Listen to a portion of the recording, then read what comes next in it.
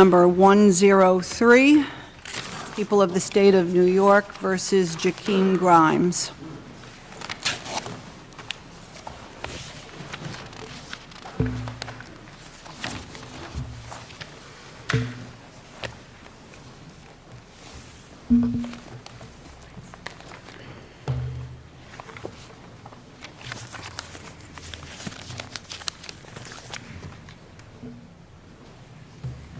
Good afternoon, counsel. Good afternoon. May it please the court.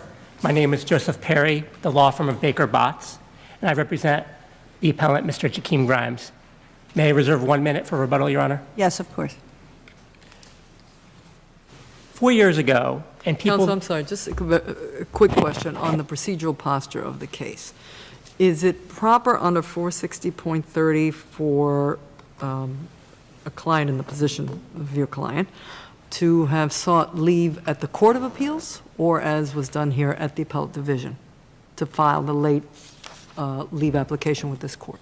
I think in the first instance, it was proper for the appellant to file an error quorum nobis petition with the Appellate Division for it to evaluate its claim, even though the issue was the failure to file a criminal leave application with this court. I think the relief in the first instance must be sought with the Appellate Division. And 4 years ago, in People v. Andrews, this court expressly left open the question whether the failure to timely file a criminal leave application with this court constitutes ineffective assistance of appellate counsel as a matter of New York State constitutional law. Today, this case presents the opportunity to answer that question, and Mr. Grimes would urge this court to answer that question in the affirmative and hold that the Due Process Clause of the New York State Constitution guarantees effective assistance of appellate counsel at every stage of a criminal proceeding, including the stage at which we are here. Can I just, I'm sorry to interrupt you, but could we get back to Judge Rivera's question, and maybe it's a bit of an aside, but under 460.30, if you are trying to make a motion out of time but within the extra time you're allowed to make the motion, you make the motion to this court, right? That motion under 460.30 is made to the Court of Appeals. So why would a quorum nobis for time outside of the time provided by the statute be made to the Appellate Division? Well, Your Honor, the reason, because as you just pointed out, we did fall outside of the 1 year statutory period. So when you're seeking quorum nobis relief, I think the procedural precedent is to file in the first instance with the Appellate Division. But it would be somewhat unusual, right, to allow the Appellate Division to pass on whether or not we're going to excuse a late notice for appeal to this court, when the statute provides that this court has the authority to excuse a late filing, and this is an extra late filing, right? Yeah, I understand the question, Your Honor, but again, I think because we fell outside the 1 year statutory period, I think the proper the proper procedural way to go about seeking relief was to, in the first instance, to go to the Appellate Division. And again, the Appellate Division is evaluating the criminal procedure law, and it's saying, well, we're outside of 460.30 and applying New York State law, whether or not relief was proper, is there another avenue of relief? And the Appellate Division indeed did pass on that question and denied the relief, which they felt it was proper for them to consider. And subsequently, Mr. Grimes sought to appeal that decision of the Fourth Department. So I think procedurally it was okay for Mr. Grimes to go about it in that way. Mr. Perry, what about in Batchert, where we held that the defendant was entitled to bring the motion in the appellate tribunal, which considered the primary appeal in which counsel was allegedly deficient? What is the primary appeal here under your argument? I mean, the primary appeal here is to seek further relief from this court. But again, in order to get to this court, Mr. Grimes wanted to commence the quorum nobis proceeding, or felt he needed to commence the quorum nobis proceeding with the Appellate Division in order for that. in order for that question in the first instance to be answered. But in Andrews, both the majority and myself and Dissentient Kruger said we weren't opining on whether or not filing the quorum with the appellate division was proper, in the Kruger case, and took no position on it. So we have not decided the question. And so we could in this case, I'm not saying we will, but we could in this case, could we not decide that it's not in a proper procedure posture? That question was left open. I agree with you, Your Honor. And if we do that, would that foreclose you, if you're counsel, or at least the client, from then seeking or submitting the request specifically to this court? Would you be foreclosed from doing that? I don't think it would foreclose in this case because there was no opposition by the people when Mr. Grimes filed the quorum nobis in the Fourth Department in the first instance. We would have to find that it was a jurisdictional issue, right? You would have to reach, that's correct, Your Honor. You would have to, the court would have to find it was jurisdictional and could reach that otherwise unpreserved issue. Getting back to the merits, something in reviewing all this struck me, and that is the fact that our court rules do not provide for the assignment of counsel for a criminal leave application. We can go into the possible reasons for that, but so are you suggesting then that that court rule is unconstitutional under our state constitution? No, I was actually reviewing the rules of practice, and I noticed 500.21 of your rules do provide, however, that what should leave be granted, the assignment of counsel is available to... Well, that's right, but here we're talking about the failure to file the criminal leave application, not whether there was ineffective representation once that application was granted on the appeal itself. So it seems to me that that's the very question that we're looking at, and the Supreme Court in Ross versus Moffitt gave a whole analysis, right, of all of the reasons why a second-tier appeal might be different from a first-tier appeal. And what is it in our state constitutional analysis that would differentiate that? Or are there any state statutes or regulations or anything that you feel supports your argument that under our state constitution there are greater rights? I mean, I would begin with the premise that this court has long recognized that our state's due process clause often provides defendants with broader rights than the federal counterpart. There are a series of cases from this court that say that the due process clause and the ineffective assistance of counsel standard is broader. And I would point to the CPL, the fact that defendants are afforded a right to apply for leave. That is a right that we're talking about here. We're not talking about the right to appeal to this court. Well, there's a right to apply for certiorari to the United States Supreme Court as well, but that didn't affect the analysis under federal constitutional law. Right. Again, Mr. Grimes would rely on the fact that in many instances, this court has recognized broader protections under the due process clause. But that has to be based on something, and so I'm looking at the whole picture. Yeah.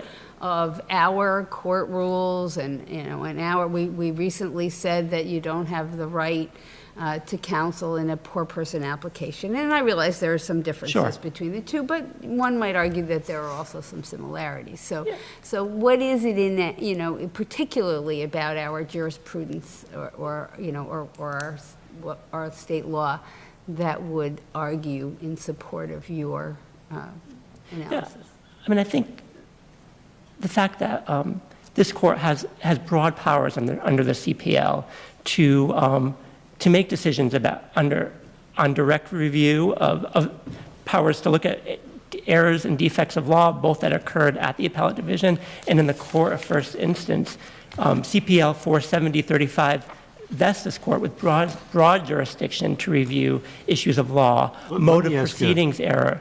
While we're in this area, what would be the effect well, on the course's caseload, and how would it affect other areas of the law? And let me give you two examples. First, do you think it would have any effect on the caseload of the court itself and our management of a caseload? Because it seems like you're eliminating our certiorari power and, in essence, making certain types of what are discretionary appeals now mandatory, not necessarily in granting, but in reviewing. That's the first part. The second part is, if we did this, would this have an effect in other areas of the law, such as 440? In other words, would the same arguments being used, and we would have a difficult time cabining our discretionary appeals once we open the door here? See what I'm saying? I do. Okay. With respect to the opening of the floodgates with this court, I mean, those concerns were also... The floodgates problem, it's always an argument against something, but it seems to me you have two different parts to that. One is, how's it going to affect our granting these, our controlling our own caseload in terms of discretionary review of appeals? That may be manageable. But the other more significant area is the logic from this discretionary grant going to undermine other parts of the CPL where a vast number of cases are handled through discretionary appeals without counsel, and I use 440 as an example. Yeah, and I think 440 is a nice distinction here, because 440, under a CPL 440 motion, there's no time bar imposed for defendants to raise claims. There's no due diligence requirements, which is in 460-30. I don't think a rule... Yeah, except that it's built into other aspects of the 440 jurisprudence, such as, you have to raise, if it could have been raised in the direct appeal, you're out of the box. I don't know that that's such a neat distinction. Well, and for 440, there's, in the context where newly discovered evidence that things that couldn't be raised on direct appeal, in those kind of cases, there are no time limits. I see the distinction you're making between things that could have been raised on direct review. But again, I think the rules of 440 would limit those kind of cases, and a rule here wouldn't change that. But wouldn't it sort of take the guts out of 460-30? I mean, what purpose would 460-30 serve anymore? Yeah. I mean, again, I think that's the same question. Do we have the right to do that to something the legislature has seen fit? Right. And I mean, that's the same question that was implicated by the Seibel case in 2010, when... He said Seibel was extremely narrow. Yeah, and here, and the rule that Mr. Grimes seeks here is equally narrow. This is in the limited circumstances. Counsel, wouldn't we have to find for you that he has a right to counsel in this discretionary appeal process, right? He has a right to counsel on a CLA. Yes, in order to reach the question that we're seeking here. And wouldn't that, I think, going to Judge Fahey's questions, wouldn't that itself open up other cases? For example, I had a right to counsel on my CLA. My lawyer made these two arguments, but this was the winner. And he never raised that in my CLA application. I am entitled to effective assistance on that application, and we'll have to hear that. I mean, we may not grant it, but we'd have to hear it. But I think in the scenario that you're describing, I think there are situations where a defendant could, if a CLA is, one counsel makes a CLA that wholly ignores an argument, I think a quorum nobis would be, or application would be inappropriate for relief, and I think it would be grounded on the fact that a defendant has a right to effective assistance of counsel at all stages of a criminal proceeding. And I just want to make one quick point. The rules of the appellate division provide for counsel and provide for the right to counsel. And in many cases, a defendant could opt to apply for leave to this court at the appellate division. And it's because the rules of the appellate division would guarantee a defendant's right to counsel should he opt to apply for leave through the appellate division, it would be kind of an anomalous result to say that there's no right to counsel before the Court of Appeals. That's the state of the law or rules as it stands today. Absent a constitutional violation. That's the appellate division rules, and our rules are different, so that's the way it's been. Yes, but I think the rules contemplate, with respect to at the CLA stage, that the attorney who represented the defendant at the appellate division and lost would file the criminal leave application, has counsel, and then if leave were to be granted, then the decision could be whether that counsel stays on to represent the defendant before this court or wants to apply once leave is granted for new counsel. So I think there's a continuum of representation that's not lost. Thank you, Mr. Perry. Mr. Maxwell? Good afternoon, I please the court. Our position is that the rules as exist in 460.30, paragraph 1, sufficiently balance the interests involved and provide a one-year grace period that is perfectly constitutional, fair, and appropriate. That to alter it by court decision does create potential for all kinds of ramifications. No, but the real question is the constitutional question. So obviously, if the legislature passed a statute that violates defendant's constitutional rights, it trumps the statute. But can I just ask you those first series of questions Yes. we were asking about the procedural posture of the case? Yes. Is it a jurisdictional matter? I believe it is, and the unseemly thing about it is it would seem to give if you allow the defendant to go to the appellate division at this point, the appellate division then has somehow has to take the authority to decide what this court's jurisdiction is, and I don't know if unseemly is the word, but it just seems like that it shouldn't work that way. And several points in my brief, I see instances where the defense here is trying to push for greater rights if they violate the statute than if they go along with it. What I mean is, especially if you look at the amicus brief, if somebody misses the one-year grace period, the amicus brief is arguing that the defendant should have no burden to show due diligence, to show that they could not have reasonably discovered the error. And I just see that as fraught with problems. Well, but getting back to the procedural question, if we agreed with you, would there be anything to prevent this defendant from now bringing the error coram nobis application in this court if we dismissed this proceeding? If you decide the question that you footnoted in Andrews and decided not to decide, I suppose now he could bring that and be even later, but because of the litigation. Right. So eventually, I guess my point is that wouldn't we hear the issue? So as a matter. Why not hear it now? Of practicality, at least, assuming it's not jurisdictional, Right.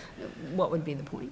Well, again, and at least you would be deciding at this point, I suppose. The problem that I think as a court you would be concerned about is if the appellate division had granted this and said, aha, yes, it's up to us at the appellate division to decide what the Court of Appeals can hear and can't hear.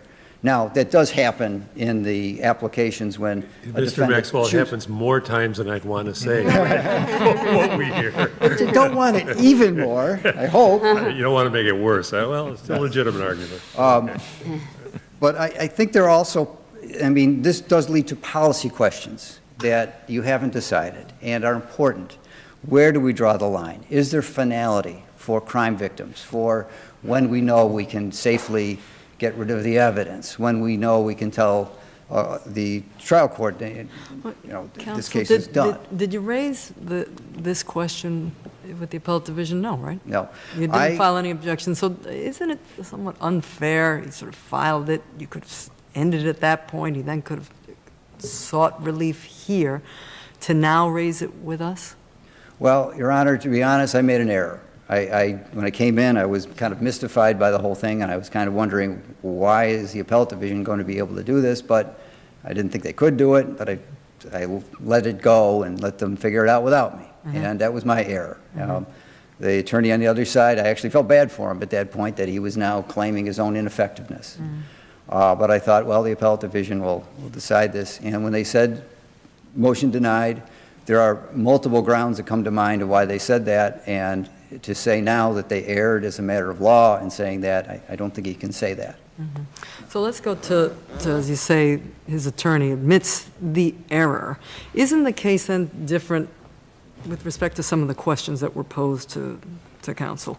Isn't the question different from when you don't have a lawyer? When here he had a lawyer, and that lawyer made representations, Right. and he relied on those representations. How is that not the core of that ineffective assistance? Because now he's been deprived of this statutory right to seek, we don't have to grant, but just to seek an opportunity for review, which also has now put in question whether or not he's preserved his habeas position. Well, Your Honor, along those lines, according to the attorney's affidavit, he doesn't attach an affidavit from his client, but according to the attorney's affidavit, what is communication, it's not the defendant saying, I want this done, it's the attorney saying, I'm going to do it. And that's what they do. Okay? You have, I'm sure in all your chambers, you have a pile of criminal leave applications in cases where you have to decide whether to grant leave. The attorneys do them routinely. He meant to do it routinely here. But he also told the client, and you'll be getting a copy of this shortly. And that's where I say that any argument falls down that he could not have reasonably discovered the error. If you're told, you're going to get a copy shortly, and then you wait 13 and a half months, and I believe it's fair inference from this that he got arrested again, and that's when he called, that's when he wrote to the lawyer, that he hasn't exercised, that he lost that opportunity. Would you agree that if his lawyer had made that same representation 11 months later, right on the cusp of the one-year period, that it might be a different result? Perhaps, I'm not sure if I'm following. In terms of determining whether he had exercised due diligence. Oh, whether the defendant had exercised, yes, I think there would be a different equation. But here, he, within a day, I'm going to do it. Matter of fact, he did do it that day, but he didn't mail it out, he didn't catch it. And I'm kicking myself from not giving him a call and saying, what gives with this case? You always make these leave applications, but I didn't. But I think the defendant has some responsibility. And if with the lawyer saying, you'll be getting a copy shortly, and he lets it go, it shows, I think, that he really wasn't that interested. Can we take a step back, though? It seems that the defense had two good policy/constitutional arguments that maybe you can address. The first is, in this situation, if there was a clear underlying appellate error, there would be no way to correct that error unless there was some way to require that we characterize now as a discretionary appeal to give that person the right to bring that appeal forward, at least to apply. So there'd be no way to correct any appellate error if there's clear error. Let me just finish. Okay. You can answer the second question. All right. The second part, and I'm not as sure about this, is that because it's been pointed out to me that this may not be exactly right, but it seems that this could also be a mandatory prerequisite to a federal habeas corpus petition. So those two issues seem to me, I'm not as sure about the second as the first, as legitimate points that the appellant has on their side. All right, to try and go back to the Go first to the one. correction of error first. Correction of error. Yeah. I think that the statutory discretionary leave to this court is important. I'm not saying what you do is not important, but it's a different level than having, like the Seibel situation, where you don't have to go at all. You've seen situations, you've been at it a long time, where there's clear error by the appellate division, and we would be allowing that error to go unchecked under the system if we promulgate it the way we have it now. In point of fact, that can happen, and that seems to be a clear injustice. Well, Your Honor, again, I agree with you that there are cases where you reverse the appellate division and it's clear on it's its clear, face. yeah. Sure, and when that Those happens, aren't the now norm, put yourself but- in the procedural posture of that defendant who would not have been able to do it because his attorney made an error. Right. But any system we have is not going to be perfect, and the system we have creates this. But you yourself would recognize, and you probably did because you didn't object at the lower level, so on a personal level, you recognize that while it may be imperfect, we strive for perfection in the. Yeah. And So- here, the attorneys on both sides, me and the others attorney, each made a mistake. But I know my red light's on, but just on the habeas,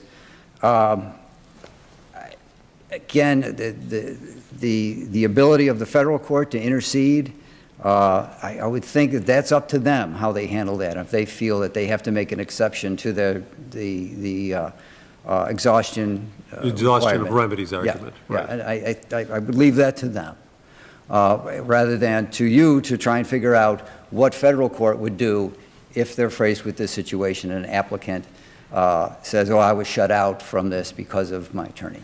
And I think that would be their call. So I'd ask you to affirm. Thank you, counsel. Counsel? Your Honors, I'd like I'm sorry, to... if going to this point, I think it was raised just now, it seems to me in Andrews, when we went on in the federal constitutional claim, we said that because there's no federal constitutional entitlement to legal representation on a discretionary appeal, like a CLA, therefore, failure to file a CLA alone doesn't necessarily establish ineffective assistance. It's not your position that even if you weren't entitled to representation, the fact that he had a lawyer who was ineffective entitles you to relief, is it? Your Honor, I'm not sure I follow your question. So I understood your position to be, under the state constitution, you're entitled to representation on a discretionary appeal. Yes, that would be our argument, that because a defendant is entitled under New York law to apply for leave, he's entitled to apply for leave with the benefit of the effective assistance of counsel. And he has a right to counsel, or because he had counsel here and that counsel was ineffective, he's entitled to relief. Those seem to be different arguments to me. But I would submit that he has a right to counsel because the because the statute confers a right to apply for leave. A defendant has a right to the benefit of effective counsel, and that necessarily would mean effective counsel. Understood. That's how I understood. And I think because leave to this court is discretionary, I think it's critical to have that meaningful representation, because this is a defendant's last opportunity to raise questions of law, mode of proceedings errors. And because leave is, there's not that strong likelihood that leave will be granted, you want to put your best arguments forward, and to do so, you need the benefit of counsel. Could you address to do that. the point the people were making that possibly here he never asked, that it was just appellate counsel working on automatic pilot, just filing it to protect his rights, or intending to file it, didn't go through it, and whether or not the defendant in that kind of a case, who perhaps didn't ask, but it's just appellate counsel acting pursuant to that counsel's practice. Under these facts, there was really no opportunity to ask, I want to, within the 30 days to apply for leave, because a day or two after the Fourth Department rendered its decision, counsel sent a letter to Mr. Grimes saying that the appellate division had affirmed, and I'm going to file your criminal leave application. So there was no need on this record to make that request. And as to the point that counsel made about the fact that counsel represented that he would send the application shortly to him as for his record, I mean, the due diligence test shouldn't hinge on the fact that he didn't ask for the status of the application. You're not taking the position of the amici that there shouldn't be a due diligence test that's applied to these types of ineffective assistance of counsel claims? We didn't make that argument. I understand where they're coming from, because the decisions, both in Rosario and Arjun, I think there was a threshold finding that there was effective assistance, or that the defendants didn't meet their burden in showing ineffective assistance. So there was no need to show there was no need to reach the due diligence question. But I would, in fairness, point out the fact that the CPL 46030 imposes a due diligence requirement within that 1-year period. So it would be a little strange for a defendant not to have a due diligence requirement in a quorum nobis proceeding where the period is longer than one year. So in any event, like, we meet the due diligence, whether or not there is a due diligence requirement, we meet that standard here. Can I just ask you about your statement about the need for an attorney to file the CLA because of its significance? But what do you say to the fact that a lot of the criminal leave applications that we get merely say that we're relying on the briefs in the appellate division, and that in virtually every case that would come here, there would be arguments of counsel already in a prior appellate court. There would be obviously briefs, there would be the decision of the court, so there really isn't that much that a defendant would have to do to add to that for the purpose of that review. What's your response to that? Unlike the first tier of appellate review. Yeah, I understand your point, but again, there is a right to apply for leave, and a defendant who has counsel. Well, there's also a right to apply for poor person status to get your application before the court, but we said you don't have a right to an attorney there either. Well, I think poor person is different than the actual merits consideration, because poor person relief is merely indicating your income thresholds and why you'd be entitled to appointment of But I'm counsel. just saying that your right to do that isn't the answer to the question as to whether you're entitled to counsel. That's correct, Your Honor. But you have an opportunity to file papers before the court, and a defendant has the right to put the best foot forward, and to make nuanced arguments in the form that are above and beyond the briefing at the appellate division, and above and beyond what's indicated in the record below and the benefit of the appellate division's It may decision. include a challenge to the appellate division's determination, That's which would not correct. be in the briefs, correct? That's correct. So, in many instances, the fact that that opportunity is not taken advantage of doesn't mean that there's not that right to do that. Thank you, counsel. Thank you.